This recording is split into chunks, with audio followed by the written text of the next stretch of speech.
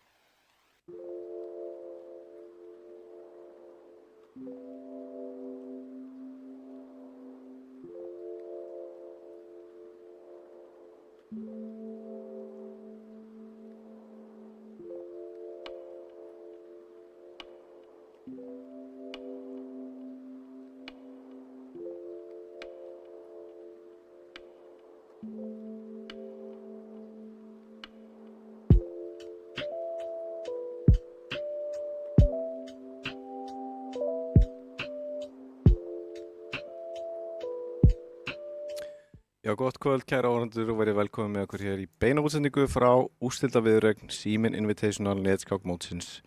Í kvöld mætast Vignir Vatnar Stefánsson og Björn Þorfarsson í úrslitaviðureign sem þeir tefla 10 skáka einvígi og með mér í kvöld Ingvar Þóri Jóhannesson. Heimtur úr helju, gaman að fá þig aftur Ingvar. Já, gaman að vera komin. Herðu, þú fórst allavega undanúrslit í þessari keppni? Já, gerði það. Það var gaman að stríða strákunum. Já. Vignir var að stór biti. Mitt. Og eins mikið og ég hélt nú með þér í þessu móti, þá verði ég samt að segja að það er frábært að fá þig aftur. Já. Baku tjöldin. Takk fyrir það. Já. Ég enda að dreigja mig. Ég var staddur í Monaco fyrir morgun. Já, þú varst bara að lenda. Komið beint á flugvélinu, mertur í Monaco hérna. Glæsilega, þú varst að lenda, segja okkur kannski eldsnögt hvað þú varst að gera þar? Já, við vorum stadd í Monaco, þess að fór frá keppni sem heitir Chessmates. Svona landa- og liðakeppni og 10 íslensk ungmenni sem tóku þátt. Og við lendum í 4. sæti, svona, munu litlu að við farum á pall en gaman að því. Komist í úrslitakeppnina. Já, og við höldum þessa keppni á næsta ári, 2027. Spennandi. 8 landa keppni fyrir öðru. Já, spennandi verkefni. En sem sagt, á dagskránni í kvöld úrslita einvígi Síminn Invitational. Þetta er búið að vera skemmtileg keppni hjá okkur í vetur og við erum með Björn Þorfinsson og Vignir Vatnar Stefánsson í úrslitum og það er nú skemmtilegt að fá þá tvo vegna þess að það er nú oft búið að rifja upp Ingvar að það var nú eiginlega Björn Þorfinsson sem uppgötaði Vignir Vatnar á sínum tíma. Já, hann á mikið í Vigni og Vignir hefur talað um það svona í ýmsum viðtölum og blaðagreinum og fleira. Þannig að hann á mikið í honum og þeir eru líka góði vinir eins og bara flestir í hreyfingunni. En þetta er áhugavert einvígi og líka bara svona út frá stílum og það var rætt á leiðinni annar svona vill kannski tefla smá leiðilega en hinn svolítið skemmtilega og spurning hvor þröngu að sínu stíl á hinn. Nákvæmlega, ég kannski spyrði þessar spurningar sem ég er búin að spyrja oft í þessum útsendingum. Hvað þarf að gera til að vinna Vigni í svona einvígi? Fyrst og fremst bara passa tímann. Hann er náttúrulega rosalega hraður. Það gekk ágætlega hjá mér svona að mestu svona í kritísku stöðu. Já. Og svo er líka bara svona, þetta ekki svolítið að hafa trúverkefninu og kannski smá heppni í byrjun. Eins og ég tala mitt enn við, þú veist, og fleiri, að þú byrja vel, fær smá heppni í byrjun, að það skiptir svo miklu máli fyrir svona framvindu einvígisins. Já, komast inn í einvígi strax, einhvern veginn. Já, nákvæmlega. Ég held sko áður en að lengra haldið að við fáum hana Katrínu til okkar til þess að draga lit í fyrstu skákinni. Já, Katrín hún hefur reynst mjög vel, alltaf láta mig hafa hvítt í fyrstu. Já, við ætlum að láta hana draga eins og áður fyrir stigahæra-keppandann, Vignir Vatnar Stefánsson. Hvað fær? Nú vil ég að hún dragi svart. Hvítt? Hvítt, hún er alltaf hvítt. Já. Er allt hvítt eða? Nei. Þetta er svart, þetta er ekki en ég staðfust að þetta er svart. Vignir hvítt í fyrstu skákinni, takk fyrir þetta Katrín. Áður en við förum í fyrstu skákina þá ætlum við að rifja upp skemmtileg atvik frá því vetur. Já. Og það er hann Tómas Tandri, mikill meistari sem hefur séð myndatökur og samfélagsmiðla hjá okkur sem er búin að taka saman eitthvað skemmtilegt til að sýna okkur. Og við ætlum að fá að sjá núna brot af því besta í vetur.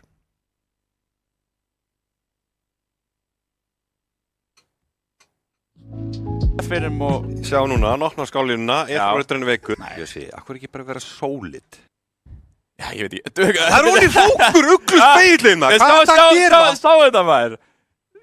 Hann fer af myndavælinu, sko. Hann veit þetta má ekki, sko. Auður maður. Það var mjög töff. Já, mjög töff. Ég er bara, veitu, ok, af hverju fór Bjössi þetta? Af hverju? Það mun ekki Bjössi með tapa. Nei, hvernig ætlar hann að tapa þessu? Slaka á, kongur G6, eða hvað, kongur E6. Okkur vinn ég. Já, þú fer hinum einn. Okkur að fór F8. Nei, þetta er dró. Hann eldið bara. Nei, okkur fyrir hérna til hann, hvað var hann að gera?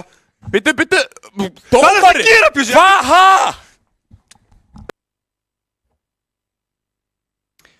Þetta var skemmtilegt. Þetta var eiginlega ekki brotaði besta, þetta var bara brot af Bjössa. Já, hann er svolítið í svona sveiflukennt moment hjá hann á það tíu. Já. Sko, og ég æsir mig alltaf svona eins og stóri bróður, sko, hvað er þetta að gera hann? Mitt. Sko, Bjössi náttúrulega er ótrúlega mannvera og eiginlega allt sem hann gerir er skemmtilegt. Já. Stundum hefnast það vel, stundum ekki, en það er alltaf fyndið og Það skemmtilegt. er alltaf fyndið, sko. Ef það vinnur, það er ógeðslega gaman því að það er svo flott, sko. Já. En það tapar, þá leikur það svo fárlega sér, það er líka gaman. Einmitt. Frábært. Já, já.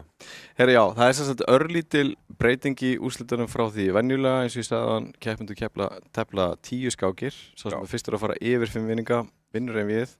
Sömu tímamark áður, 3+2 og verði keppendur jafnir, þá förum við í bráðabannaskák. En ég gerir ráð fyrir að keppendur séu við það að vera tilbúnir. Og það Já. sem að Vignir hefur hvítt í fyrstu skákinni, þá er kannski gaman að velta fyrir sér hvað heldur að við getum séð varandi byrjanaval í þessu einvíu kvöld. Ég gerir fastlega ráð fyrir, já, Vignir getur náttúrulega bröðið fyrir sér betra fættarum, hann getur leikið D4 og E4. Já. Ég var vonaði að hann byrja á D4 og svona sjáu hvað Bjössi hefur fram að færa. Ég veit að Bjössi er með eitthvað línur sem hann har stúdrað á móti Katalan og gengið vel með. Ég veit ekki hvort að Vignir ætti hann að vita af því, sko. Þannig að það er svona smá gamesmanship, hvort að hann reyna það og öfugt.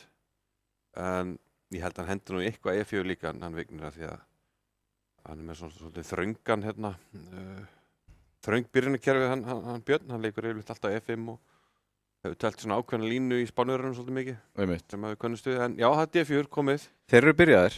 Ég átti að vona því, allar fyrstskakinni, það Já. er Katalan. Það er hárrétt hjá þér. Er ég forröðin. Hvað er Bjössi fram að færa? Hann dreipir strax á C4, biskup G2, biskup D7, ok. Hann er ekki að tefla það sem að ég hef séð hann tefla hérna.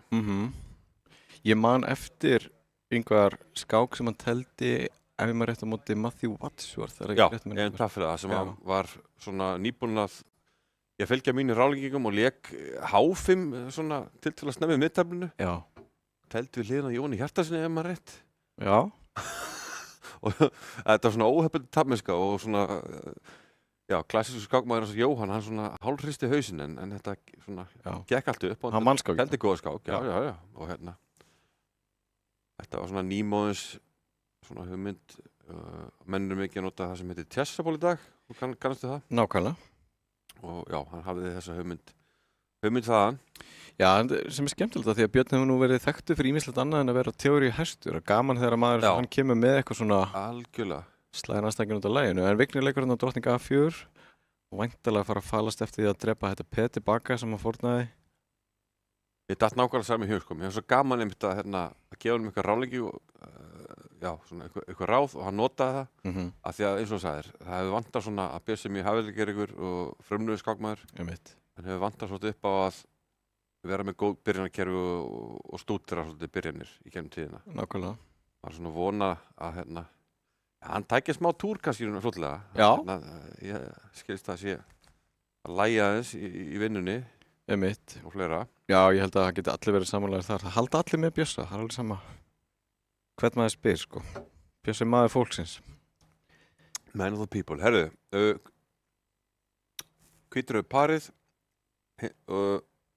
betri lífskipan, Já, og en slagt peð og spurningin er, þetta D4 peð, megum við taka það, Björn? það er nefnilega mjög góð spurning. Sko, svarti kóngurinn er enn á miðborðinu, hann er ekki búinn að hrókera og það býður kannski upp á einhverja möguleika fyrir hvítan. Við getum velt fyrir okkur til dæmis ef drottning dreipur C4 þá er nú kannski hægt að drepa hérna á C6 með biskup og vinna eitthvað liðið tilbaka eða kannski skjóta einn hrókur einn einhvern tímann. Hvað gerist eftir rittar dreipur D4? Já, kannski hún er B7, þá getum við kannski bara leikið C6 og biskupin þarf að fara A6, smáklega rétt. Ég ætlaði að segja að ef ég hef aldrei séð þessu stöðu og verið hraðskák, þá myndi ég leika biskup B7 og hróka á eiginlega vonaði besta. Einmitt. Það er ennþá press á D4. Einmitt. Sama taktík í gangi, Vignir virðist geta skilupið eftir uppnámi. Já, hann gæti til dæmis valið að leika hérna. Já, þó. Ég ætlaði nú að leika hrókur bara leppan af biskup en ég get ennþá þeirra með rittara D4 líka. Einmitt. Drottning D4, já. Nei, þetta er þvæla hjá mér finnst það svo... Hann leikur biskup B3, já. Ég var að hugsa að svartar er búin að hróka hrókuri, þannig að ég er svona staðleik. Já, einmitt. Já. Svo er líka hægt að velta fyrir sig, sko, ef að svartu dreipur með rittara á D4 undir einhverjum kringustöðum, þá virkar hún kannski ekki alveg að leppa með hróku D undan réttu skák, en það er farið núna þegar að Vignir búin að koma Já, mönnum sér mút. hann dreipur núna. Ok, hann á náttúrulega C5. Biskupur B7, þá getur hann bæði loka biskupum með C6 og já, líklega betra að leika C5 bara. Setja á biskupin. Hér og hóta biskupnum, já. Einmitt. Ég meina C6, biskupur D4, drottningur B7 hlýtur nú að vera í lagi að svartan. Já, einmitt. Já, hann leikur því, ok. Hann leikur C6. Þannig Vignir þarf að velja núna á milli biskupur D4 eða biskup A6 vantanlega. Já. Biskupur D4, drottningur B7, eins og Inga segir, virðist vera í lagi fyrir svartan. Svartur er með 3 peðægar, en öðru leiti bara búin að koma liðinu sín út. Þetta er kannski eitthvað sem hendar Vigni, af því ég svona talaði svona skemmtina skáttil á móti leiðinum skáttil. Já. Ákveðin einföldun, en þessi staða ætti kannski að henda Vigni betur, ákveðin leiðindi og aðeins betur peðastað, er það ekki, Björn? Já, einmitt. Maður myndi segja að hvíti staði örlítið betur, ekkert mikið meira, en tæknilegi þátturinn er styrkleiki Vignis. Já. Ekki spurning. Hann getur alltaf leikið, má segja hverju leiknum er svartur að leikja. Ok, hann þarf aðeins að laga þannig tenginguna.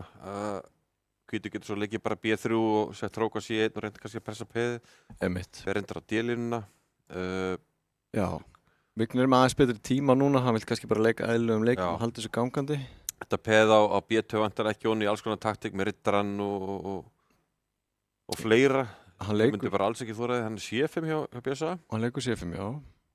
Fyrsta spurningin er biskupur C5, af hverju standa það? Það er nefnilega áhugaverð pæling. Hrókur C8, nei, okkur B4. Já, mér finnst ekki eitthvað alveg augljóst hvað svartur gerir. Bjösa er gjarn á að hendi svona. En ætlar hann kannski bara að drepa allt og drepa svo á B2 eða? Það má vera, já, taka bara á C5 og B2, já, það getur verið hugmyndir hjá hann. Og þá einfaldast aflega, þannig að Vignir heldur biskupnum inn á. Bjösa er samt góður í svona leikjum sem hann er kannski ekki alveg fyllilega búin að reikna út, finnst það kannski í lagi, en svona smá blöffar og leikurinn bara hratt og lætur anstæðingin svona eða tíma eða benn út úr hérna, svona the details.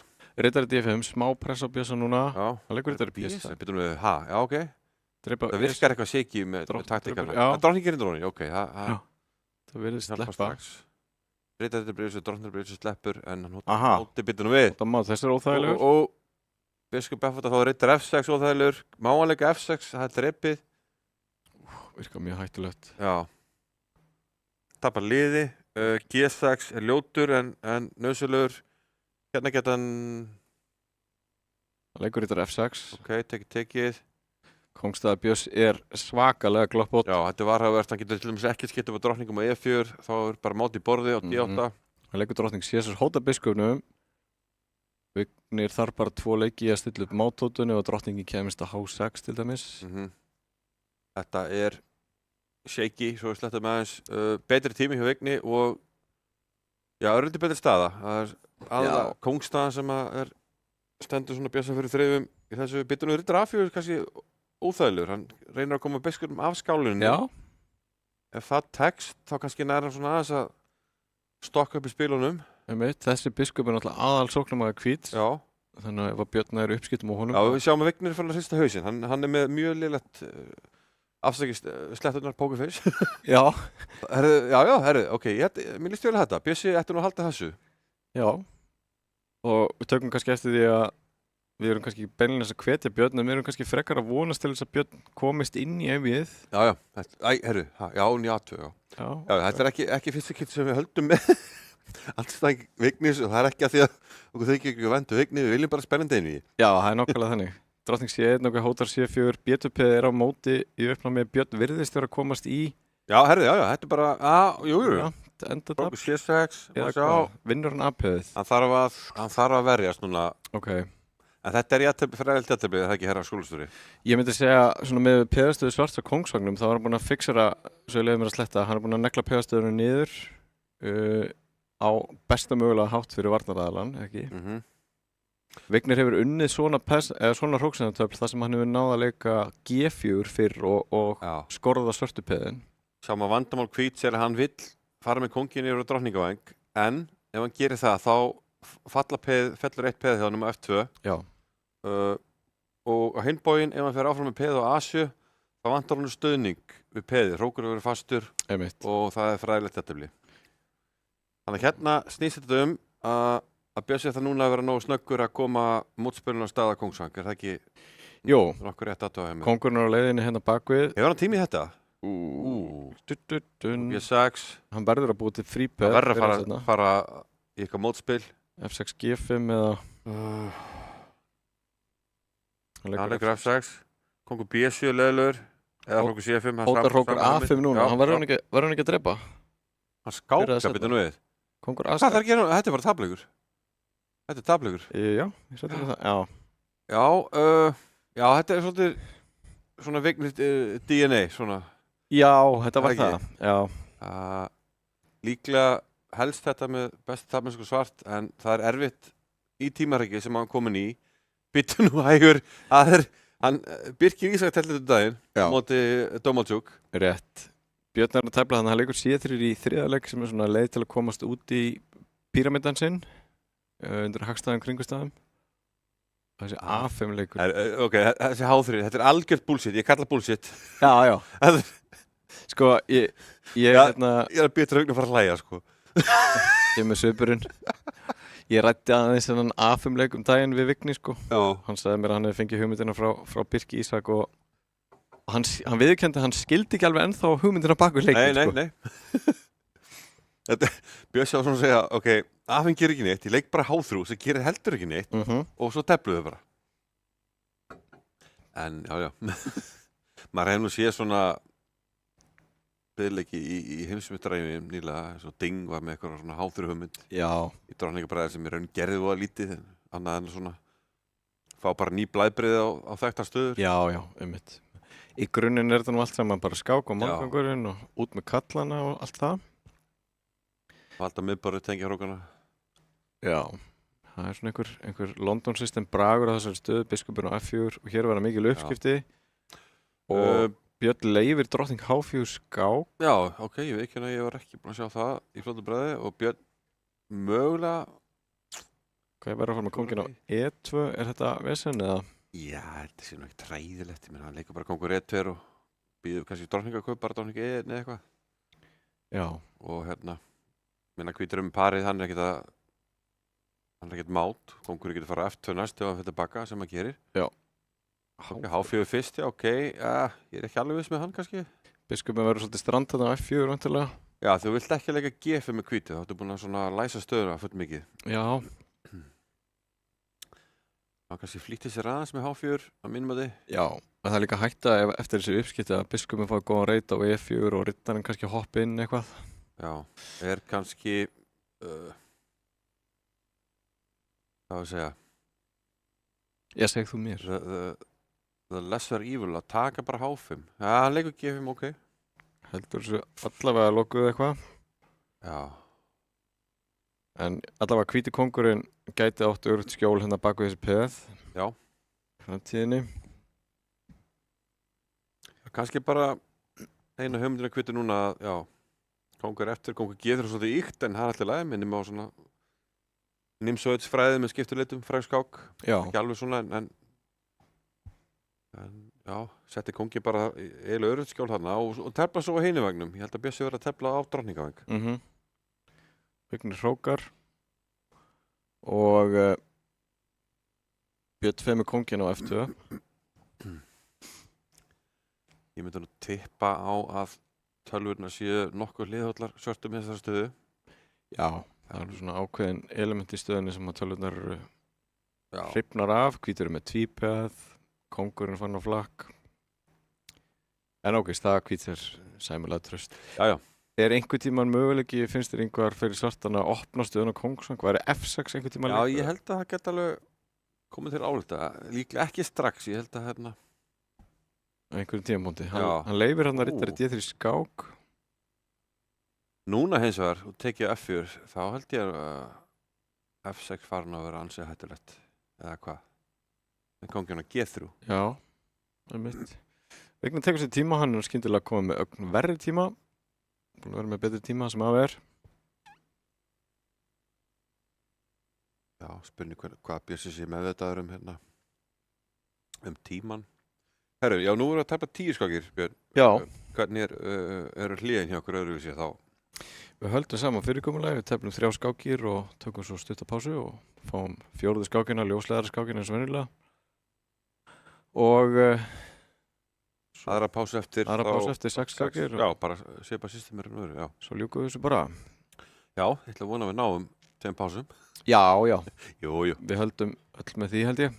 Bjössi mun bytta frá sér fyrr en síðar. Mögulega hér, hann kom með ágætt tímahóskot og Já. jú, svartar er með betra, vissulega. Spurning hvað svartu gerir núna, Já, B5 eða reyna, hann leikur því. having said that, sko. Já, Spurning hvort að Vignir ná að taka yfir A-línuna. ég 4, leikur því, já. Drottning B7 eða eitthvað slíkt. Skemmtilega hvernig heldur spennunum með hennar rittara hana, af því að Já, getum við eiginlega ekki tekið, þá þurfum við að taka með peði. Drottning B7, bæði hjálpar upp á að taka fyrir A-línuna og valdar E4-rittin í gegnum peðið sem að svona stoppar ýmsa möguleiki á hvítum. það er einhverja orðið alltaf erfitt að finna gagnlega leiki fyrir hvítan. Já, Gera eitthvað já, sko. já. Það er ljótt en kannski þarf hann bara að leifa þetta. Nei, það er alls ljótt að leifa þetta á D3. Já, er ekki. Jú, ég er sammála, ég veit ekki alveg hvað ég ætti að gera. Hrókur A5, já, ok. Það er svolítið svona að vona besta. Mann finnst eins og svartur er nánast að tefla manni yfir út á þessu biskup F4. Já, einmitt. Nú er spurning hvort að Vignir reyni að vinna peðið á A5. Hann getur leikið hrókur A6 og fara að eldast í peðið. Já, drottning C7, hann ætlar að vinna peðið. Já. Þarf Björn að fara út í eitthvað erfitt misleita biskup endatafl eða drepa D3 og hann að haka peðinu á Já, A5. hann gerir það, já. En hvernig hengur hann peðinu? Það er svolítið erfitt, sko. Er það ekki? Það er mjög erfitt, hann leikur A6. Af því að hann á erfitt með að valda bæði A6 peðið og C3 peðið á sama tíma. Já. Þetta leikir núna drottning B2, nei. Og enn eitt vandamáli er að það var að kaup til dæmis á A7 fyrir B5 eða eitthvað slíkt. Hvíta drottningi kemst inn, þá kemur bara kongur H7 og það er ekkert að frétta, sko. Það er engin þarf að skáka það neitt. Þetta er svona smá desperation, reynir að virka biskupin. Já. Kannski biskup E3, jú. Okay. Það er náttúrulega onni á E5. Það er onni á F5 með skák, en hann heldur þess að það leika F4 vantarlega. Hvað leikur? Biskup D4, ok. Bindustöðuna aðeins saman. En biskup E4, núna valdar öll peðin. Drottningin getur svo valda biskupin. Já, frýjar rauninni hrókin leið, þannig að hann kannski getur losa hrókin. Já, þetta er náttúrulega mjög merkileg stað. Hvítur er með alla kallarna sína á svörturreitunum og svartur er með alla kallarna sína á hvíturreitunum. Já, bara þetta peð á G7 sem er svona óþekki gaurinn. Nei! Ef að Vignir leikur núna G6, þá erum við með fullkomna skiptingu á reitunum. Nei, hrókur D8, hvað er þetta? Kuslegt. Ok, Björn er með einhverja superblokkeringu þarna á svörturreitunum. Nær hann að hanga á þessu? Akkur má ekki taka peði, já. Drottningin inn, já, ok, það er mát. Þetta er mát. Já, Bjössi náði ekki alveg áttum hana. Nei, staðan 2-0 og þetta var nú einmitt akkurat það sem við vorum að vona að myndi ekki gerast. Ætluðum við að fá spennandi einvígi. Því að Vignir Vatnar hefur sýnt það, ef hann kemst 2-3-0 yfir í byrjun einvíðina, þá var það til að draga einhvern, bara allan lífskraft úr skákunum eftir það, sko. Já. Og stýra þessu mjög fagmannlega í höfn, þannig að nú verður Björn að komast á blað. Já. Ef við ætlum að fá spennandi einvígi. Sjáum að hann er svolítið að leita í byrjunni sem var notað í Kópásmótunum, drottning D3, þetta er hugmynd sem var notað á móti Pálius Pultinevicius, skák sem einmitt vann. Frábær skák. Já. Með byrjun og hugmynd frá Birgi Ísaki sem að einmitt náði áfanga alþjóðlegu meistaratilli á þessum móti. Já. Sýndi góða takta. Gaman á því, hann hefur verið svona baku tjöldin að hjálpa mönnum undirbúning en sýndi að hann er bara hörsku skákmaður sjálfur. Heldur betur.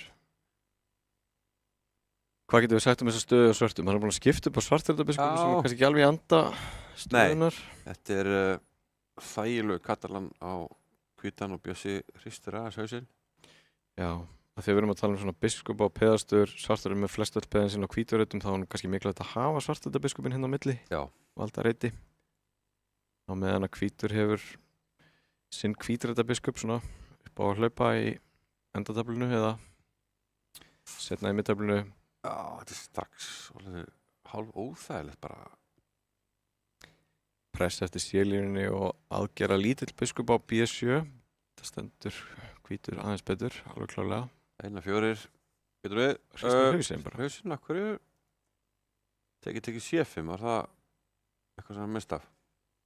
Nær svartur að losa sig þannig. Það er klárlega það sem að Björn hlýtur að hugsa já, gerir það. Þannig kannski 4. Ætla hann verði ekki að... Já. Nei, já. Ég held fyrst að þetta taka F3 og það er kannski óþarfið. Já, hann gerir það samt. Okay. Já. Tekur að F3 og svo vantilega hrókur eitthvað D8. Vandinn er að Hvítur tekur á C5 og við hefðum viljað taka með riddara en þá kemur B4 leppun. Þetta gengur ekki fyrir svartan, þannig að ef D-drepur C5, B-drepur C5 þá er svartan með þetta staka peð og við erum með stöðu sem er ekkert ósvipuð að fengum í fyrirskákinni þar sem að Björn er með 3 peða og aðeins verða endatafl. Vignir er hrifinn af því að tefla móti svona einhverjum veikleikum, þannig að ég átti að vona að hann tæki bara C5 en kannski leikur ekkert á því. Svartur á kannski enga sérstaklega leiki til að komast úr þessari leppun eða hvað. Hvað gerist núna eftir til dæmis drottning Daniel 6? Já, þá getum við eftir D-drepur C5 tekið með riddara. Það er svona aðeins. Hann leikur því. Blæbrið á þeirri stöðu, þá getur svartur kannski verið aktífur meina riddara. Getur lent á D3 í einhverju stöðum. Einmitt. Vignir tekur sér tíma núna. Vignir er vallalega D5 hérna eða hvað. Ég held að það sé auðvelt að skora þetta peð og... Já, er það ekki? Er ekki svartur svona bara þokkalaugur ef að peð endar á D5? Það er nú ekki að fara mikið lengra. Ekki strax. Ok, hann drepur. Riddardrepur hlýtur að vera. Það hlýtur að vera, já.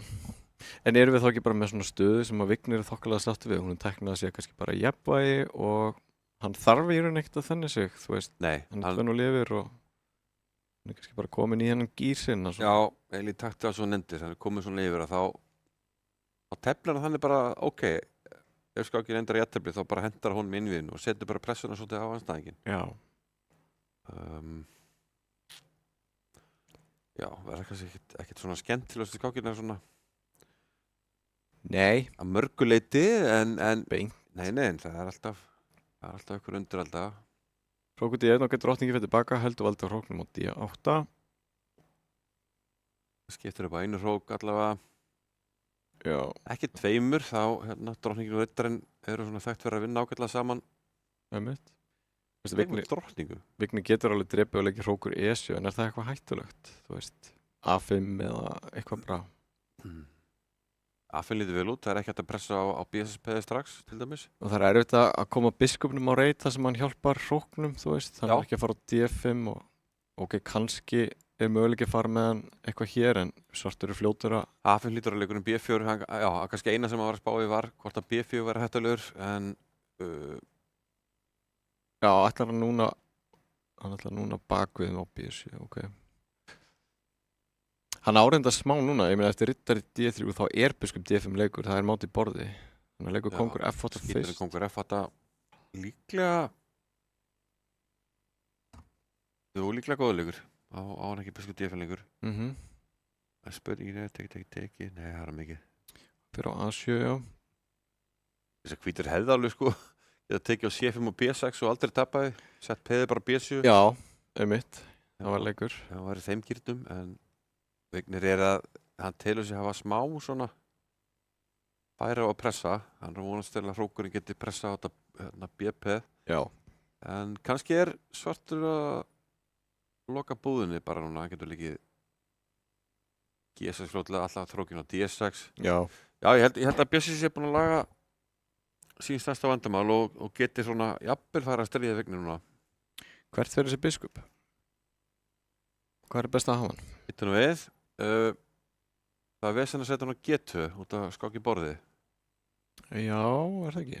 Og þá getur komið ridder F3. Svo náttúrulega bara ef hrókurinn kemst bakvið, þú veist, Já. Eldast við þetta peð, sko. Vignir þarf aðeins að vanda sig hérna. Já. Hvert fer hann með biskupinn? Vignir fara eitthvað farin að... Þessi reytir hérna A8 B7 er ekkert spennandi að fara B7. Hann getur það allavega að valda peðið á A6 ef til þess kemur. En ok, Rókur B4, biskup A6.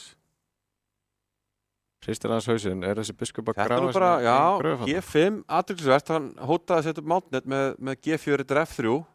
Hótar því ennþá. Biskupið stendur fárúlega hann á A6. Já. Rókur B7, G4. Hann fer í það, fórnar peðinu. Bittu nú við, hvernig það Vignir að vera frá út með kóngin? Sleppur hann svona? Ég meina, hann getur alveg valda peðið með rittari C4, en ætlar hann að tvinna saman eitthvað mátnet hérna? Ok, skák, kannski skák aftur. Hann hlýtur ekki allavega að fara, jafntefli. herðu, já, býtum við. Já, allavega jafntefli. Hann gætir ekki F6 núna. Þetta er C4 skák, valdar þetta alltaf. Já, peðið er eitrað, eins og við sjáum. Já, kongur G7 sama hugmyndur henni veru, kongur D4. En það geta leiki hrókur. Nei, hann á ekki skákinu leikur. Þetta var kannski smá kleifalegt eða hvað er Hann skákar, hann fyrir tilbaka. Ok. Það er hann að taka jafntefli núna.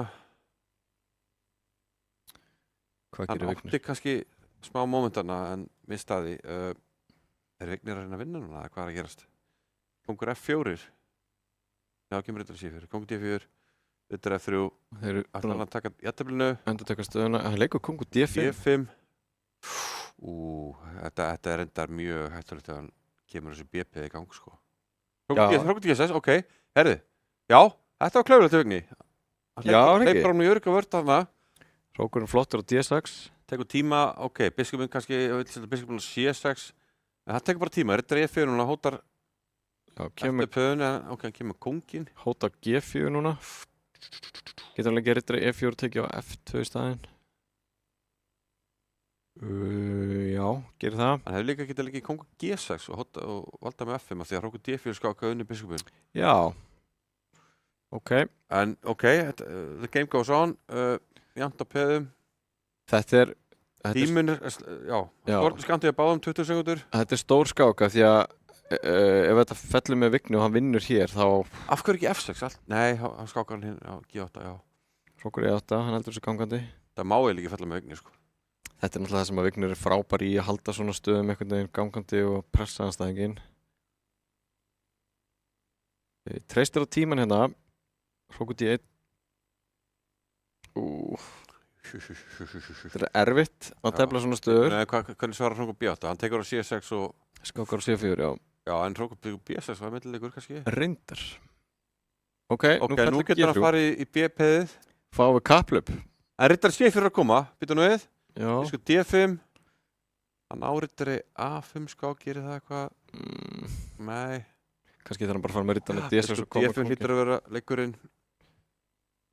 Kongur F5, nei, hann skákar áfram. Skákar. Heldur að hann að skáka. Þetta er ekki þægileg stað að vera bjösa með hann tíma. Nei, alls ekki. Hann er í vandræðum með að finna leiki hérna. Leikverðar C4 og er þá eiginlega... Vignir drepur þetta ekki. Meira og minna, hrókur D4 vandalega. Kongur F5, ok. Jú, herri, hrókur F4, já! Haha! Glottja Vigni, sorry ekki minn, við höldum með spennandi við, þú veist það. Herru, það er Bjössi að taka þetta, maður. Þetta er frábært draumið. Nær hann ekki að klára þetta? Jú. Hrókur F1, hrókur B1, tekur á B5. Það er allt valda, þetta er alveg... Þetta er beint í döðan, Vignir minn. Já, ég hætti beint í döðan, Vignir minn. Átt af því. Herru, já, frábært fyrir einvíið, staðan 2-1. Yngvar, þetta var það sem að... Þetta var það sem við þurftum. Smá hefni in the station, en það er bara það sem þarf. Já. Og, já. Við bara vonast eftir áframhaldandi spennu. Við ætlum að taka núna örstutta pásu, auglýsingar, komum aftur með framhaldið og við hvetjum ykkur til að fara ekki langt, kæru áhorfendur.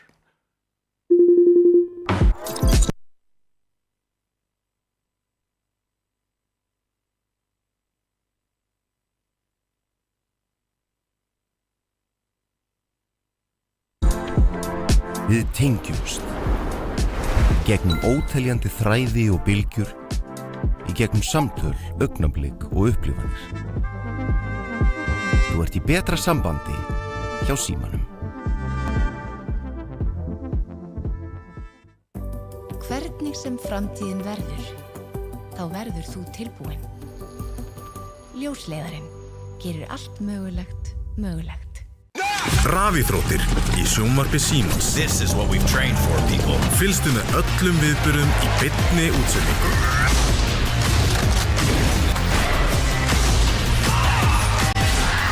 Allar rafíþróttir á einum stað í viðmóti Símans. Sjónvarp Símans Premium býður upp á meira sjónvarpsefni en nokkru sinni fyrr. Dimma. Bodies found alone in the middle of nowhere. Probably suicide. Or murder. Í íslenskum sakamálum kafað dýpa. Missir. Útilega. Viltu fara? Þessi útilega að ferða þig hálfgetur rugg. Sacrifices must be made. I'm Madeline Manlow. Welcome to the White Lotus. Go be calling the shots. Ice Guys 2. Gekka. Það svo gaman að segja satt. Kapphlaupið enska úrvalsdeildarbikarinn hafið. Enski bolti. Endalaus farsími, endalaust net og allt þetta sjónvarpsefni í einum þægilegum pakka. Vertu með sjónvarp Símans í haust. Horfðu núna.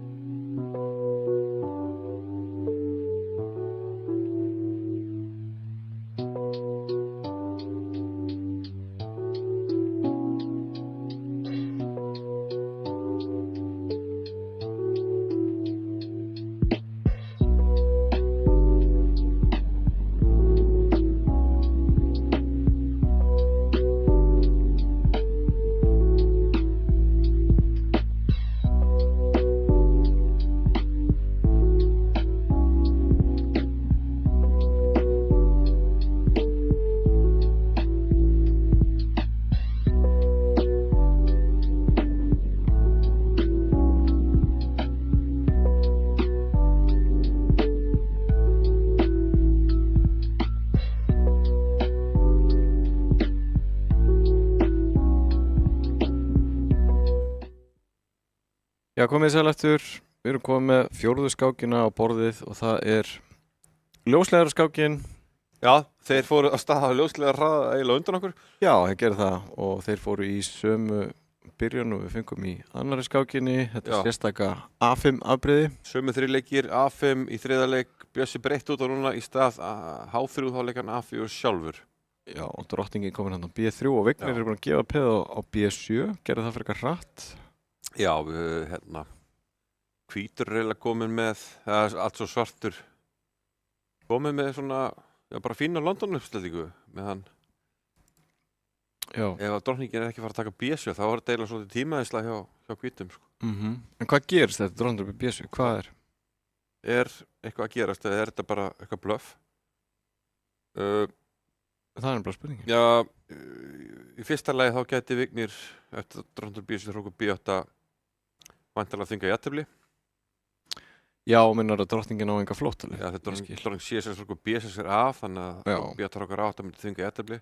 Ég skil. Já, það er kannski bara það sem hann hefur gert með svart og það má vel vera, sko. Já, einmitt. Rittarinn fyrir á B6 og biskupinn á F4 hvítur með eitthvað smá pótan á drottningavægnum og Vignir leikur C6 og valdar B5 reitinn.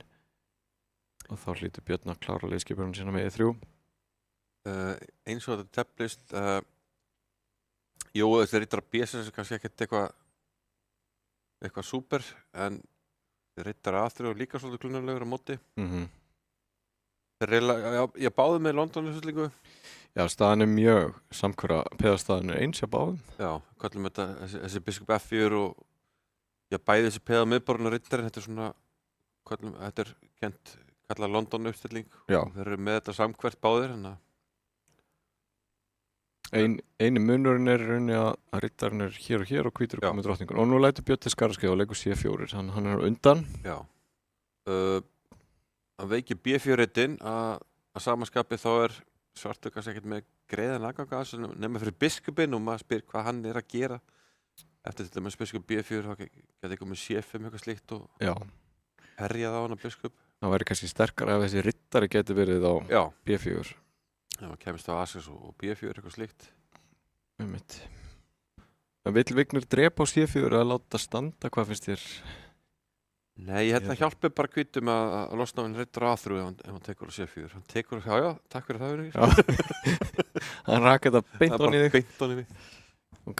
Ok, nú, já, ég held að ég sé alveg bara sáttur við hvítustöðinu núna. Þetta er nú orðið svona eins og svona hálfgerð sláfneskvörn nema í svona sláfneskvörn væri hvítur ekki einhvern veginn búinn að ná að leika E4 kannski. Jú, og biskupinn væri kannski ekki á F4 og hann geti kannski leikið rittari A2 til að hóta biskupnum, en já. Ýmsir svona núansar. Já. Nú er spurningin, ætlar Bjössi að reyna að leika rittari D3 til að ná biskupaparinu? Já, kemur vel til greina að Vignir hóta þessum biskup, hann væntanlega fyrir tilbaka. Til að fyrir að E2 myndi maður halda. Gerir það. Drottning D5. Já, Vignir. Já, tefla alltaf átrúlega leiðilega maður. Já. Það eldi bara drottningar og... Nei. Þetta er svona eins og þau sögðu í gamla daga með andstæðinga Friðriks heitins Ólafssonar. Að drottningin var eld borðið, reyna að fá uppskipti. Ég er alltaf drottningarinn hans. En Björn alltaf getur haldið drottningunum inn á leikur, þetta er C4. Já, þetta er C4. Og vantarlega kjölfarið. Leikur eins og hrókur C og kannski biskup F3. Já. Þetta er svona í jafnvægi. Já. Og snýst kannski orðið svolítið tíma líka. Já, Björn er með aðeins verið tíma hérna. Já. Eins og við sjáum. Hann hefur nú samt verið duglegur í þessum fyrstu 3 skákum að halda sér bara vel á floti á klukkunni. Já. Og þetta er svolítið eins og gerist hjá Vigni allavega síðustæði við mótið mér. Það var kannski með betri tíma framanlega, en svo þegar það komið undir mínútu þá jafnast það niður og það virðist að gera það núna. Já. Vandinn er bara að þegar Vignir er komin í svona einhverja jafnastöðu þar sem að báður með 10-15 sekundur. Já, þá er hann ótrúlega góður að halda þessu gangkvæmdi. Já, hann er harðari sko. Já. Hrókur D, hrókur D8, hrókur C, vantarlega. Já. Áfram með smjörið. Bara sentra þessa mennina. F3, jú, ok, F4 að koma, þess vegna leika hrókur D til að valda D4 og Vignir er ekki sáttur. Ok. Ég held að Björn hafa nú bara haldið vel á spöðunum í síðustu leikjum og megi bara vel við unna er að fá ágætis svona slappastöðu, slafnins skörn, hvernig oft slappan svona. Nú slettum, það er ekki sletta, það er bara, það er stytting. Bjössi gefið sér góðan tíma núna Ok, dreif með biskup. Já. Vill hann leika E4 strax, já. Hann leikur það. Leikur því... Og hvað svo? Hvað svo er góðspilin? Hann leikur D5, já. Vignir er nú smá heis á því, en ok. Jú, biskuparnir gætur góður hjá Bjössa ef að það tekið tvisvar. F7-reiturinn kyrfilega valdaður eins og reyndar, en það er smá press eftir délíun eins og við sjáum. Já. Hann þarf að passa biskup D5 á ég biskup C2. Nei, þá tekið ég F7. Nei, það er ekkert, það gengur ekki. Biskup C2 virðist bara. Biskup C2 bara... Slæmikablin. Hann drepur... Já, hann drepur náttúrulega D8. Já, D8 fyrst, já. Já, drepur C2. Herðu, þetta er bara snill. Þetta er ekki ósvipað taktíki hjá Ingvari Vú hérna í Chessmates. Já, einmitt. Þetta er ekki F7 reyndar honni og setu hinum megin á borðinu en... Já, herru, vel gert Bjössi, koma svo. Bjössi vann peð en Vignir fær góða bæti fyrir með Rók og D2. Þetta er langt frá því að vera búið. Bjössi var kannski svo flótum með pöttan hana. Já. Þetta er ekki svona einfalt. En hvað hérna... Bjössi var hann eldur ára, klukkurinn komin í 13 sekundur. C7, hóta kaupunum. Vignir heldur mennum minna drókning G6, já. Óþægilegt. Þá biskupur hann leppur. Biskup D6 er hótun. Biskup D6 vinnur on the spot. Yes, sir. Æjæj. Það var bara svo flottur á sig þarna. Já, þetta er... Húturinn minn, æjæjæjæ. Já. Já, Svartur fekk rosa góða bætur fyrir þetta peð. Já. Það var dýruverði keypt. Það var dýruverði keypt og staðan orðið 3-1 fyrir Vigni. Þetta var, píramidin aftur. Já. Og við förum aftur í... Katalan. Katalan eða hvað? Já, sýnist það nú. Nei, ekki strax. Ok, nú kemur rittari... Já, hann tekur á C4. Já, ok. Athyglisvert. Ok, hvað gerir Bjössi? Og þurfum við aftur að... A6 er hann kannski ekki... Sko, B5 er leikur og biskup B4 var leikur, en A6 einhver staðar neðar á listanum. Já. Held ég. Nú þurfum við að fá... Sigur hjá Birni til að halda þessu einvígi gangandi. Er hún í F4 bara?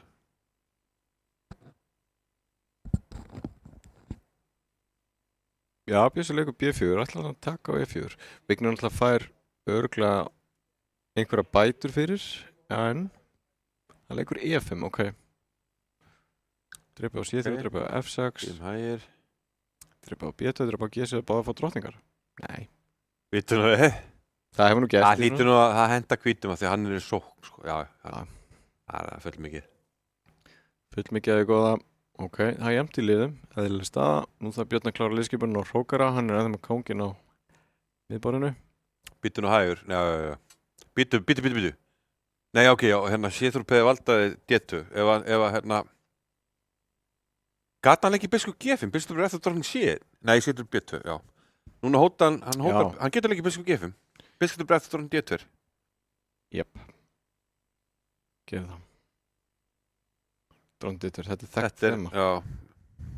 Þetta er þekkt þema. En ok, biskup F4, getur hann lifa af með því? Drókning, biskup F4, jú. En þú veist það enda peð undir samt. Já. Vigni hlýtur nú að sjá þetta núna. Hvað er þetta að hugsa, Vigni minn? Ég held hann uppalega kannski eftir drókning A4. Það alltaf gengur ekki, en mér að drókning D2 er einleikurinn. Já, gerir það. Ég bara hissa hann, það tók langan tími. Ok, hann verður ekki biskup F4, hann alltaf finnur það úr þessu. Það er einleikurinn. Já, þetta er þekkt þema í stöðum þar sem að biskupinn er ekki á D6, þá Svartur bara enga leiki og tapa drottningunni. Hér sem sagt gæti verið að hvíti sér að vinna þá C7 í framhaldinu. Hvernig komum við ára eitthvað þannig fyrir borða byttu nú við? Sko, biskup Björn, Ívar, biskup tilbaka, biskup G5 aftur. Nei, já, ég var ekki búin að sjá það. Jésús Kristur. Já. Ok. Herru, já, þetta er slæmt. Þetta er þokkala slæmi kampni, ég byrja að Láttu hann alltaf leika í Bjössi, já. Þetta var... Já, skólabókasláturinn. Já. 4-1. Sko, ég minna það að ef að Vignir fer yfir 5 minninga, 5,5, dugur til þess að vinna einvið. Nú verður Björn að herða sig. 8 þörf, en nú nauðsyn. Og hann fer út í afbrigði sem að hefur nú ekki verið talið kannski gott fyrir hvítan, eða hvað, Ingvar? Nei, en hann telt að mágætis árangri í hraðskák. Já. Og svona betra að vita hvað að gera. Óttast að hann sé ekkert frábær heldur en hitt, en hérna eiginlega svona meira minna neðstan til að fórna peðið það ekki. Já, þið haldið það, já. Þetta er hann D3 bara C4. Já, býtum við, það er náttúrulega hann D2. Ef hann tekur C3. Ritardreipi C3 D2, já. En ég menn svartu getur tekið á C5 þar og hvítur enda með tvípið á C3. En ok. Gæti hann tekið það með drottning og stend á að leika þá bara C4 fljótlega og vera aðeins undan liðskipan. Já. Einmitt. Það er klárlega möguleiki. Ég sé samt svona dýnir með skák, maður vill hafa drottningar inn á. Nei, ok, hann treður soklum. Og C4 núna, kannski. Já, annars setum við bara upp með eitthvað stallirkan veikleika eða hvað, F6, allavega F5. Já, þetta peð á C3 er mjög ljótt, sérstaklega ef að í framtíðinu svartuna er að pressa á þetta og tvípað á opinni línu kann ekki góðleika stýra. Nei, ég meina er ekki bara nánast stöðuleg hóttan að leika rittar A5. Og bara blokkar þetta, þannig að þetta fari ekki eitthvað. Já. Hann fer á G3. Það getur samt verið að Vignir vilji frekar bara klára liðskipan áður en að fyrir svona eitthvað svona aðgerðir. Já, rittar D2. Undirbýr kannski C4. Þetta, svo við rifjum upp svona fræðin, Ingvar. Þessi peðastæði hérna gegn þessum biskup, þetta, ég man eftir að ég lærði þetta í skákum Topalofs og Anand, ef ég mér rétt. Já. Er það ekki rétt munið hjá mér? Þeir var alltaf að tefla slavneska vörn. Jú. Kölluðu þetta The Slav Bishop, ef ég mér rétt, sem var á G6. Já, Anand var svolítið að tefla upp á það, svona góða skákir. Tæknilega erfitt að koma honum í spilið aftur, nema að leika þá F-piðinu og koma honum bakdara með henn. Já. Eftir eitthvað slíkt með 10 tíma biskup fyrir D3. Þetta var peðastæða svart, svona heldur góður stjórn á miðborinu. Það er svona pínur hrættur að ef Björn fer ekki að brjóta þetta einhvern veginn upp, að hann lendi í tæknilega óþægilegur stöðu. Já, hann einhvern veginn, hann hafði smá svona frumkvæði liðskipanir, það er eiginlega bara horfið. Kemur D4 hjá Vigni, já. Biskup D4 hótaði riddaranum, hann þarf að valda síns mér. Biskup D eða B7. Gæti þá líka kannski riddari, já, tekur. Ok. Þetta er B3, hann á biskup C3 skákarindar. Sem er ekkert sérstaklega þægilegt af því að kongur réttur riddari D4 kannski. Já, vinnur biskuparið, er ekki? Riddari D4 skák eða riddari draugur, biskup draugur. Ég er alltaf að leika einhverju vildir sem kongur E3 og kongur D3. Langkörgun, ok, já. Ég held að þetta sé orðið betra á Vigni. Já, en nær Björn að anda var bara með að leika hrókur H til D1 og halda þessu gangandi þannig, eða? Má vera á ekki samt riddari D4 þar. Já, hann er alltaf óþægilegur þessi riddari D4 skák. Já. Það er ein lúsi í samt, riddari D4 í einhverju stöðum. Ef ég þarf að taka með peð þá getur biskup F5 skák snúið tablinu. Aha, já. D4. Vignir er slagur og sípur á kollabdósinni sinni. Og við minnum á það að... Ekki svo fyrsta í dag, heyrði ég. Nei, einmitt. Þessar útsendingar eru styrtar af símanum, lengjunni, ljósleðarum og kollab. Já. Allt rétt hjá þér, Björn.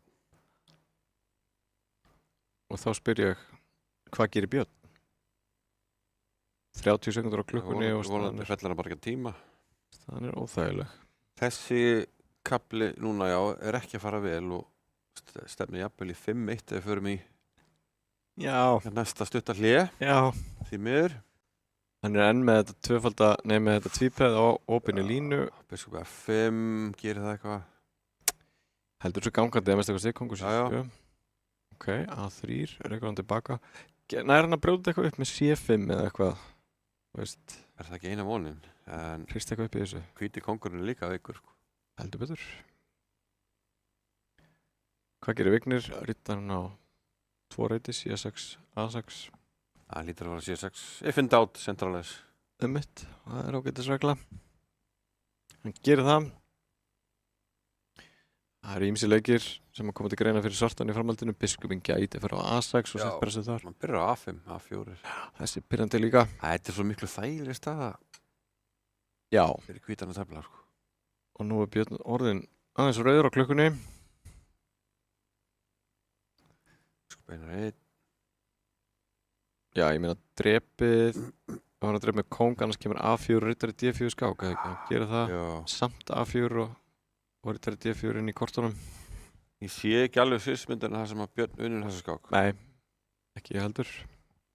Því miður fyrir einvíið. Já. Vignir bara spakur, leikur Gunnar 6. Gunnar 4, já. Fyrir þetta svona, já. Kaup. Það er kannski aðeins að passa að það skák á E6. Ef hann tekur á D4, tekur C5, kannski að Vignir hristi hausinn hann það. Að laga til í stöðunni. Þetta var klaufaskapur í Vignir, hann var að tapa peð og fara í hróksamtal peð undir. En hvað, hrókur á D4, tekur C5, hrókur C4. Tekum við B6 með skák og höfum við tíma til að valda D2 kannski. Að setja upp peð. Hrókur C4, hrókur upp í B6, hvert var kongurinn? Já, það er hún í F6 líka, ok. Já, þannig þá gæti hann kannski bara leiki kongur D2, hrókur upp í C5 og tekið F6 og allt í henni er komin þessi sviðsmynd sem ég sá ekki fyrir mér. Já. Bara takk fyrir það. Já, þú heldur betur verið sansmár í kvöldingar. Ég skal nú viðurkenna það, þetta var smá reversing, sko. Já. Ok, Vignir hangir á F-piðinu og... Hrókur A5, kom ekki hrókur B4 til grunna, það var ekki svona aðeins meira direkt leið til að fá frípeð. Það fannst mér, jú. En? Sögðu, byttu nú við, Vignir gæti orðið... Fyrir tilbaka bara C4 aftur. Já, orðið leðilur og þynga eitthvað hana. Það leikur E4, but ok. Takes, þannig tekum peði. Þessi þarf að finna eitthvað sniðut hérna, C3. Það er mjög erfitt að gera sér mat úr þessu tvípeðum hann á C-línunni. E3 hjá Vignir, nei. Þetta er svolítið fastur með hennar hrókarna. Já, það er allt bara í lás. Ég held að hann bara leikið H4 því að það var engin annan góðu leikur, sko. Ok, C6 skák, en græði kannski ekki á því kongurinn fer hann að loka kongin af. Kongurinn er að fara inn á G4. Geti Vignir bara verið að tefla þetta til vinnings hérna, sko. Þetta er eiginlega magna, sko. Það er allt stökk á hvítum, sko. Allt fast bara. Þetta er alveg... Það er algjörlega ljóst að hann átti að leika hrókur B4 á það, svona direkt leið til að fá bara frípeð og tefla til vinnings. Nú er hann bara... Heppin ef hann er rétt tefli, sko. Já, ok, hann dreif með kong. Já, hann flýtir ekki neitt. Það peður ekki að fara neitt. Hann gæti skotið inn að taka C3 fyrst, en það tekur núna náttúrulega, já. Og þá erum við stöðið sem að Vignir skyndilega var að peði yfir. Spurning hvort hann á að vinna þetta. Hann er nú segur í endatöflum. Já. Hótarhrók og G4 skák.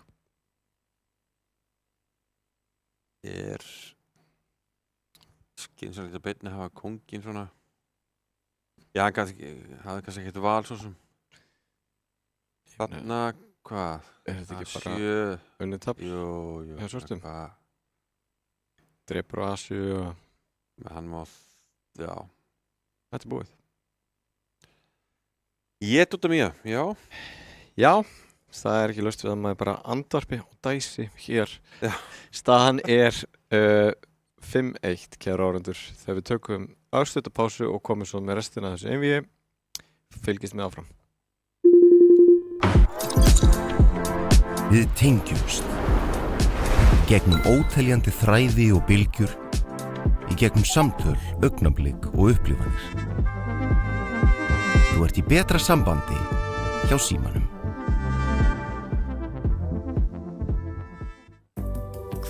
sem framtíðin verður, þá verður þú tilbúin. Ljósleiðarinn gerir allt mögulegt mögulegt. Rafíþróttir í sjónvarpi Símans. This is what we've trained for, people. Fylgstu með öllum viðburðum í beinni útsendingu.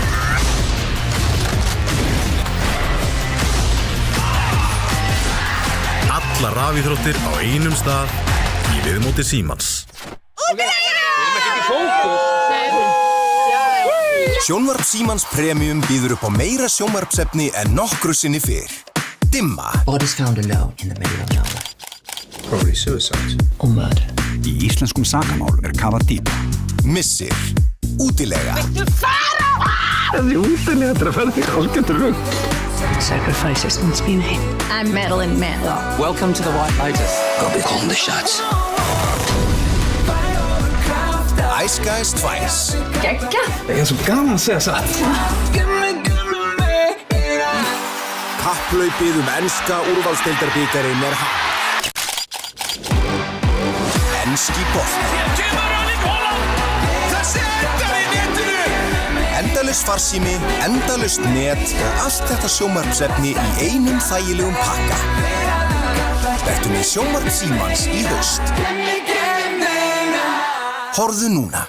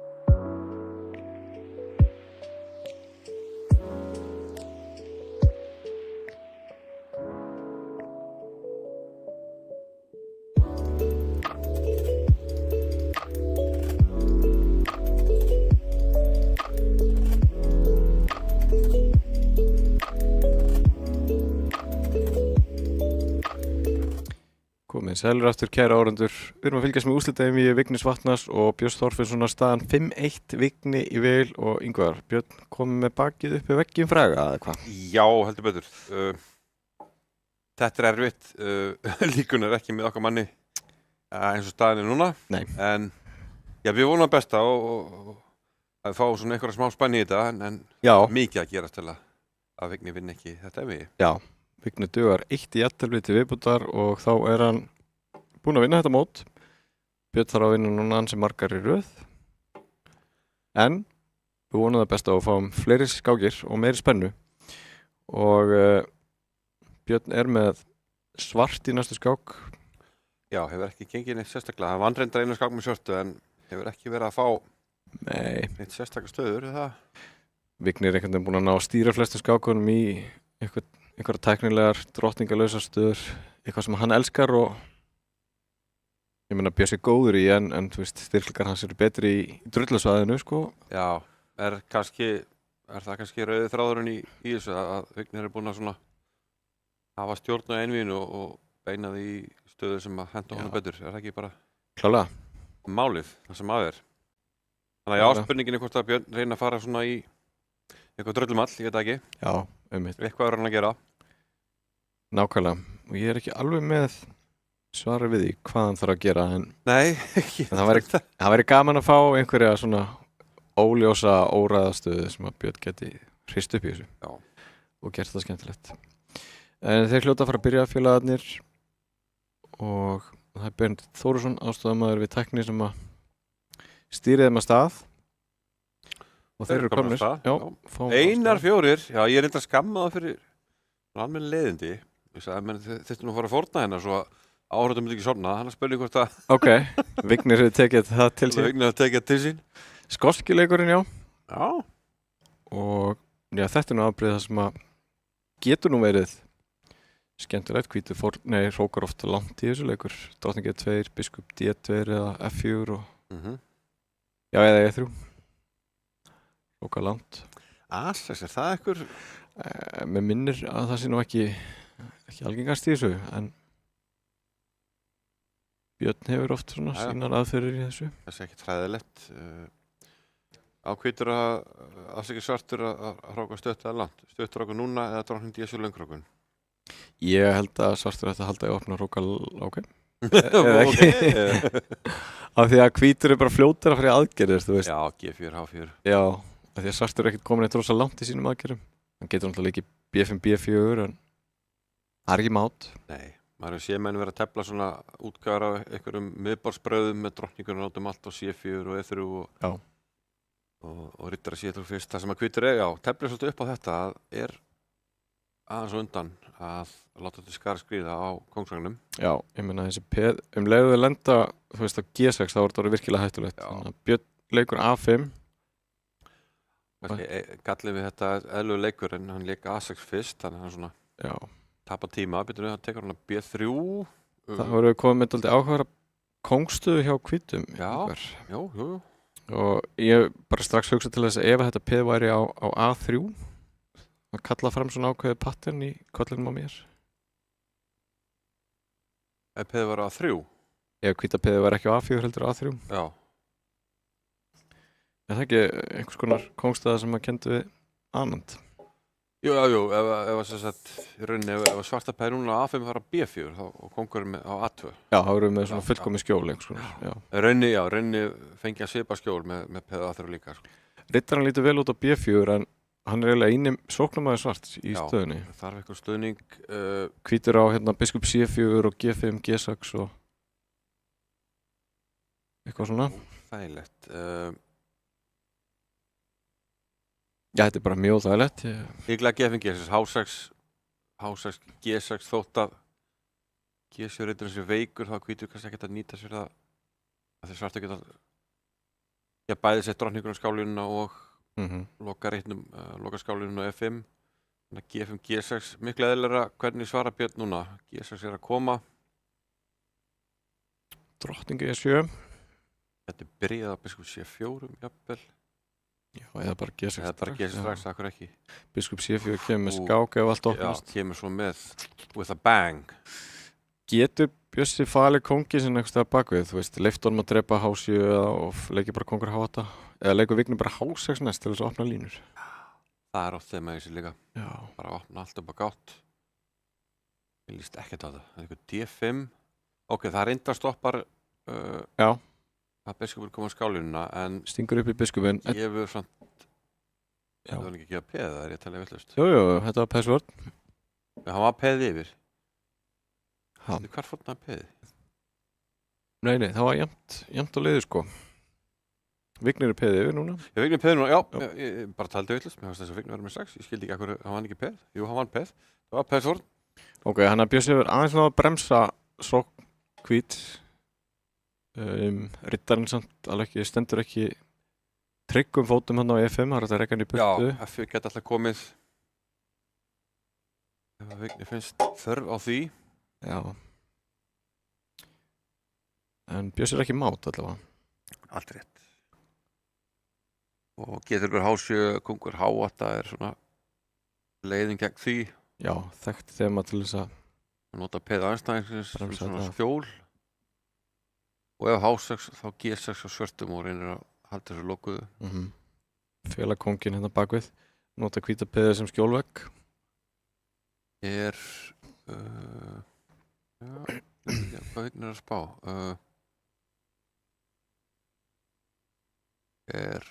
Nei, ég held að H6 sé ekki líkur, þá líki eftir að byggja þess. Það líka bara kongur aðtöður, bara spakur. Það er kannski, já. Gera sér reiðbúin að henda kongnum í gott skjól bara. Kannski ekki spennandi fyrir Bjössa að fara að drepa þetta P1 og G6 af því að þá myndi á endanum þessi hrókur og D5 eða til vill sveifla sér yfir. Já, sjáum til dæmis, já. Eftir að byggja þess, haldur að byggja þess, riddarar til að byggja G6, biskup C4 mjög þægilegur. Já. Og þá væri kongur H8 svara með hrókur H7, kongur H7, hrókur H5 mát. Já, ég vona áhörnundur að fylgjast með þessu að þetta var skemmtilegt mátþema sem að Ingvar bent á hana. Síðast að rekur hrókinni burtu af 5. riddararöðinni en hann á ýmsa reyti. Það getur farið á, ég til dæmis á D2 og sveifla sér þar yfir á G2, H2 eitthvað svona. En þar sem að biskupin ekki er komin að C4, get ég farið að reyna að ná einhverju bindingu eftir að byggja G6, hátur að byggja H6. Það er oft hótanir sem leikja í loftinu en ég veit ekki, þetta er ekki öfundsvert hlutverk að Bjössa að verja þessa stöðu. Nei, alltaf óþægilegt leiðan að fara að drepa hér, þá vofir alltaf yfir F4 og biskup C4 skák í einhverjum stöðum. Algjörlega. En gera það samt. Gera það samt, já. Og F4 kemur. Það reyndar svolítið svona það sem Bjössi gerir ótt, maður heldur eitthvað sé ekki hægt en hann gerir það samt. Já. Og það reyndar að drepa í F4 með skák, þannig að í F5 liggur biskup C4 já, hann hrókur D7 hann mjög þægilegur, en há ég hrókur úr F4? Var Vignir og fljótur á sér þarna? Hrókur D7 hrókur úr F4, hann er ennþá inni í þessu. Já. En það reyndar algjör klessa hana hjá svörtu með hennar riddara og erfitt að losa hann. Ef að já. Vignir er bara komin undir 10 sekundur sko. 5? Ok, Vignir er alltaf greinlega að klára einvíði núna. Aha. Ok, drepi hrókur D7, hrókur F8. Og er eitthvað taktík í þeirri stöðu? Ég held ekki, en bara svona auðskipta taktík, en þá er ég athyglisvert. Björn gefur skiptamynd tilbaka, hefur þá riddara og 2 peð, en hvítur hrókurinn rosalega virkur á 7. riddararöðinni. Hann gefur bara, ég ætla að segja, hann má ekki fara að gefa þetta peð hann gerir það bara. En hann treyst á þessi samstæði frípeð á F og G línu. Æðir að stað og treyst svolítið tíman, en nú er Vignir að hóta að koma inn á hann. Hrókur E7 hótun, hann á alltaf hrókur F8. F4 og ætla bara að leika hrókur F8. Vignir er mjög tæpur á tíma og þessi peður eru hraðskauð. Þetta geti farið hvernig. G7 G4 Íttu Herra, þetta var nú fljótt að þetta var stakaritt. Fljótt að fara. Æ. Mér fannst það að koma smá séns í þetta hjá Bjössa þarna. Hver var síðust leikur í honum? G4. Já, það var klaufulegt. Það þurfti aðeins að vera spakarið þar. Kongur F6 eða eitthvað. Já, hann fór þetta. Skákinn og einvíðið. Þetta er bara eftir einfallega hrynja. Já. Þá fellur G4 í kjölfarið. Hrókur G7 skák. Tekur á G4 og hér er hægt að gefast upp svona. Já. Nánast. Já. Það er ekkert mótspil lengur. Og í vestafalli þá á hvítur jafntefli hérna sem er akkurat það sem að Vignir þarf. Já. Riddari F3 gerir ekki mikið, það er skák á G4. Já, Björn var svona nálægt í að búa til eitthvað. Já, en nú kemur hrókur G4, já ok, það er allt. Og hrókur F4. Vignir getur drepið þetta og farið bara í, það gerir það ekki bara. Hann glottir alltaf að þráleika, nei, þetta er fínt. Alltaf að vinna þetta. Prinsip maður. Hrókur G7. Hrókur E4 býður skipti. Við tökum eftir því að eini möguleiki Björns hérna er rauninni að hrókurinn eilunum sé ekki til og hann hefði getað líka riddari máta á D3 en það gerist ekki. Já, nei ég ætla að segja eini möguleikin er að grísa okkur jafntefli eða einhvern gaffal en það bara. En hann þarf að vinna skákina. Að vinna sko. Og B3. Nei, það er ekki sem átt. Hrókur setur skák, já, það er lítið eftir núna, hann getur þess vegna dreipið á B4 gerir það í DP-unum.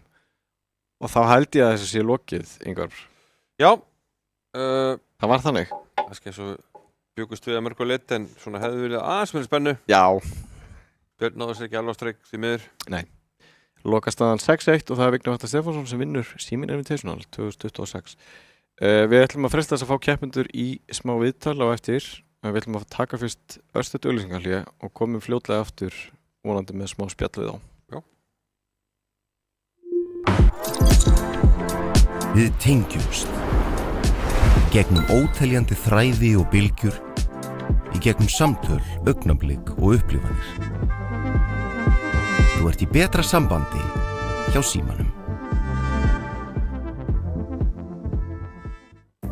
Hvernig sem framtíðin verður, þá verður þú tilbúinn.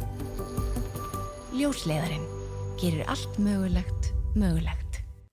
Rafíþróttir í sjónvarpi Símans. This is what we've trained for, people. Fylgstu með öllum viðburðum í beinni útsendingu.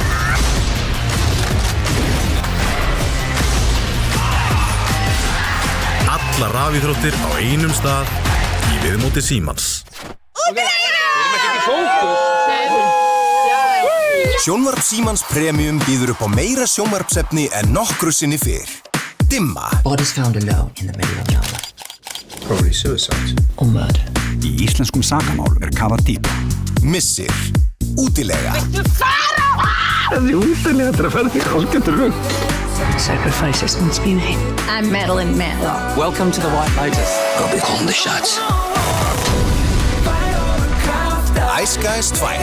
Gekka. Ég svo gaman að segja satt. Kapphlaupið enska úrvalsdeildarbikarinn hafið.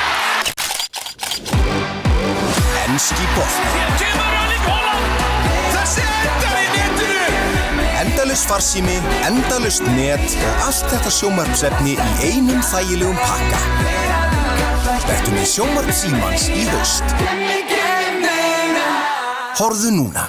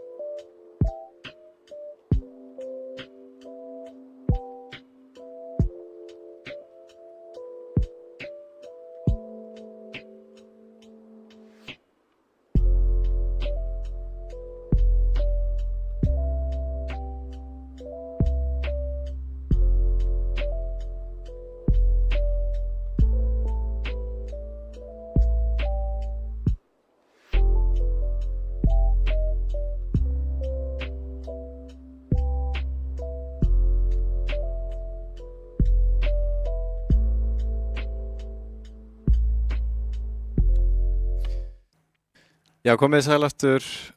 Ég kom með á til mín hérna Björn Þorfinnsson og Vignir Vatnar Stefánsson að loknu einvígi. Við ætlum að taka smá spjall áður en við kveðjum ykkur en við ætlum að byrja á því að sjá eina stuttaklippu þar sem að Tómas Tandri hefur tekið saman skemmtilega atvik frá því í vetur.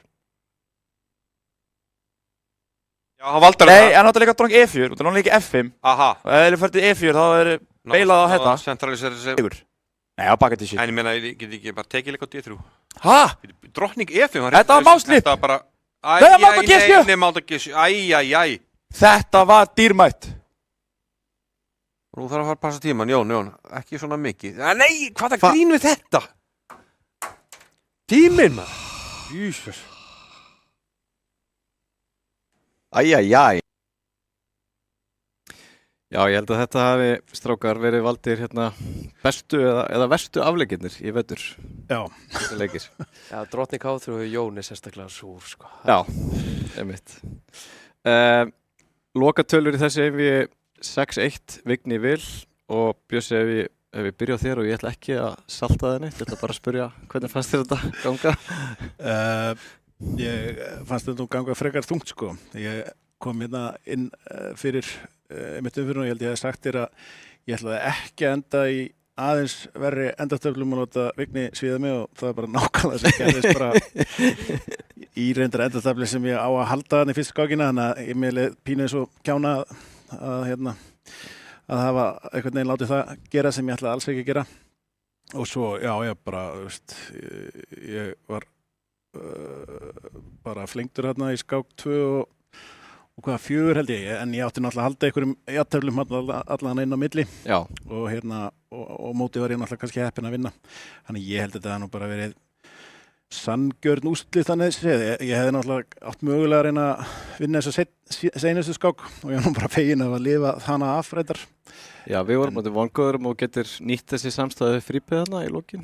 Já, en því að við allavega verið vongóðir hérna þegar að það leitt eins og það verið bara eimreið að fara enda yfir mér hérna. Já, við vorum farin að segja að Björn er allavega ekki mát. Nei. Nákvæmlega, já, ég held þetta bara að gefi hérna mjög raunsann og sanngjarna mynd af einvíinu. Einmitt. Vignir, til hamingju með sigurinn. Já, takk. Þetta var, eins og Björn segir, samfærandi sigur 6-1. Þú fórst, okkur fannst þú frekar þægilega gegnum flest einvíin í þessu móti í vetur og sýnir og sannaðir að þú ert sterkasti skákmaður þjóðarinnar. Óumdeilanlega. Hvernig fannst þér þetta einvíi í kvöld? Mér fannst þetta bara ógeðislega skemmtilegt, Björn. Mér fannst þetta svona akkurat ég hafði enga ánægju af þessu. Ég líka labba inn og ég hugsa, vá, ég ætla bara að tefla minn Katalan og ég ætla bara svona fá aðeins betra endatöfl og bara svona hægt og rólega svona vinna á honum, sko. Ekki að hleypa Bjössa er svo góður í svona ruggluðum dýnamísku stöðum, sko. Ég ætla ekki að hleypa honum í neitt skemmtilegt og ég ætla að drepa áhorfanda á skák til að byrja með, það var á svona hugmyndum með toppískunni. Já, hver sagði að skák ætti að vera eitthvað skemmtilega? Já, það er algjörlega ómetið að skáka að vera skemmtilega. Ég er náttúrulega, vinir mínir sem voru að fylgjast með þessu, þeir eru, sem eru nú ekkert miklu skákmenn beint, en þeir eru einmitt að hlæja mér að hérna, ég gerði þarna eitthvað fagn og snemma sko þegar ég held ég væri búin að plata hann, svo áttaði mig að ég er bara valla með betra því sem peði yfir, þannig er ég bara með verra, þannig að það sprakk vel í andlitaðu mér það fagn. Þannig að þetta var allt saman einn gangandi harmleikur. Já, strákar, við þökkum ykkur kærlega fyrir þátttökuna og skemmtununa sem eru búin að veita okkur í vetur. Segið mér aðeins svona, ef við byrjum á þér, Björn, hvað er framöndan í skáklífinu hjá þér? Það er bara Reykjavík Open núna eftir nokkra daga sem að verður bara mjög skemmtileg áskorun og hérna, já, ég veit ekki, þetta er svona mót sem að getur farið allavegna sko, þannig að maður allavega mætir alltaf í hennan sal með von í hjarta. Já, einmitt. Svo getur maður enda með bara að fara að grenja og jafnvel flúið bara, það er hægt að setja bæ og bara ekki mæta meira, en ég ætla allavega að mæta bjartsýnn. Já, fyrir þá sem ekki vita, áhorfendur Reykjavík Open fer fram í Hörpu og hefst á miðvikudaginn. Það stefnir í metþáttöku, 440 þáttakendur, líklega margir af bestu skákmönnum heims, skákahöfmönnum og ungmönnum. Ég er að fara nefnilega út á flugvöll hérna eftir í nótt að ná í hérna bandarískan ofursta sem er peppaðasti maður bara heims fyrir þessu móti. Hann bara bombardar að messengerum og hann er með ykkur 6 bandaríska hermenn vini sína held ég. Nice. Sko. Já, þetta er bara galið. Þetta er ótrúlegt. Þetta er svo fallegt. Maður að heyra svo margar skemmtilega sögur í kringu Reykjavík Open og þetta er komið einhvern veginn í ákveðn bucketlista hjá fólki, sko. Já, og til dæmis eins og þessi félagi minn Ofurstinn, sko, hann er ekki beint góður að tefla. Ég vona þið þýðið þetta ekki fyrir hann, sko, en svona, hann er mjög áhugasamur og er á uppleið, en þetta er svona, það fallega í þessu einhvern veginn að það er bara bestu skákmenn heims þarna og alveg niður í mjög áhugasama byrjendur. Já, mitt. Vignir, snýð mér á þér, þú eru með á Reykjavík Open. Sjálfsögðu. Já, eitthvað annað sem er á dagskránni hjá þér sem er framöndan? Já, Evrópumót einstaklinga í apríl. Það verður náttúrulega 2 vikur þar sem að það verður lítið annað gerst en að sitja fyrir fram að skjá og tefla náttúrulega ykkur á 6 tíma skákir. Já. Þannig að geta eiginlega ekki sett mér hlakki til en ég veit þetta verður svona, ég á að taka þetta mót á hverju ári og ég geri það og stefni á að ná heimsbyggarsæti. Þetta er alveg áskorun, þetta mót sem fer fram í Pólandi, ekki satt? Jú. Og þarna mæta bestu skákmenn Evrópu og það menn að slást efstu sætin. Það kannski einhverju leiti aukaatriði að vinna mótin, menn aðalega að reyna að vinna sér inn sæti í heimsbikarmótinu. Akkurat, þetta sé efstu 23 eða eitthvað sem kom frá heimsbikarmóti og auðvitað setur maður stefnu á þanga, það ekki flott með það. Og það sem hræðilegt við þetta mót, ég hef nú telt í held ég 2-3 að hver einasti maður sem mættur þarna, hann mættur þarna af metnaði. Þannig að meiri sé sko, þeir sem eru stigalagstir, þeir eru bara með þjálfara og eru að gefa sig í þetta líf og sálf. Þannig að þetta það er engin skák auðveld þarna í Katowice, þannig að ég bara hlakka til að upplifa þjáningu Vignis bara í beinni sko.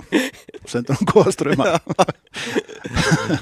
Já, við látum þetta kannski vera lokaorðin í kvöld. Ég ætla að afhenda keppendum verðlaunin. Björn, við byrjum á þér silfurverðlaun sem þú hlýtur og 100.000 krónur. Takk fyrir þátttökuna og Vigni Vatnar Stefánsson, sigurvegari Síminn Invitational 2026. Hlýtur gullið og 200.000 krónur til hamingju Vignir. Til hamingju Björn. Sömuleiðis helvítið þitt. Við Ingvar Þór þökkum fyrir okkur í kvöld og ég vil þakka líka Gunnari Björnsssyni mótstjóra, Símoni Inga fyrir stjórn útsendinga og tæknimál, Benedikt Þórarsssyni fyrir aðstoð við tækni, Tómasi Tandra fyrir myndatöku og samfélagsmiðla, Katrínu Ósk fyrir aðstoð við að draga liti og gestalýsendum sem við höfum í vetur Gauta Páli, Tinnu Kristínu og Hilmi Frey. Og við látum þetta gott heiti í kvöld. Takk fyrir að fylgjast með og sjáumst vonandi aftur næst við skjáinn. Verið sæl.